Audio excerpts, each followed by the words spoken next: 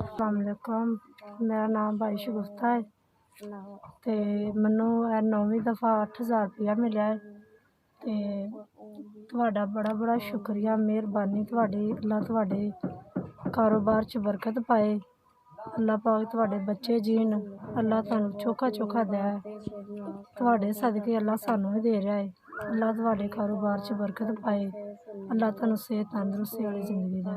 ते नेक माँ बाप दे बेटे हो, मैं इन्हां पैसों दे अपने बच्चों दे खर्च करनी हाँ। मेरे बच्चे पढ़ते हैं, मैं उन्होंने पेंसिलां कापियां किताबां लैके देनी हाँ।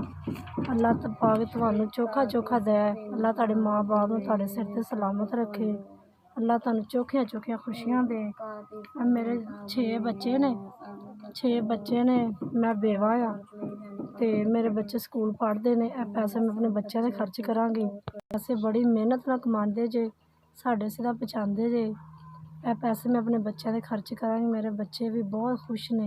अल्लाह पाक तुहानू चोखा चोखा दै, अल्लाह तुहाडियां सारियां परेशानियां दूर करे, साढ़े बच्चों का ख्याल करदे जे।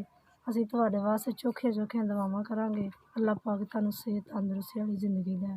पाक तुहाडे वालदैन बच्चे भैन भरा सब दी तंदरुस्ती दै, मौला तुहानू सदा आबाद रखे, तंदरुस्ती दै मौला, तुहानू बीमारियां तो बचाए। तुहाडे च कोई भैन भरा भी बीमार है, अल्लाह पाक उन्नू सेहत तंदरुस्ती वाली जिंदगी दै।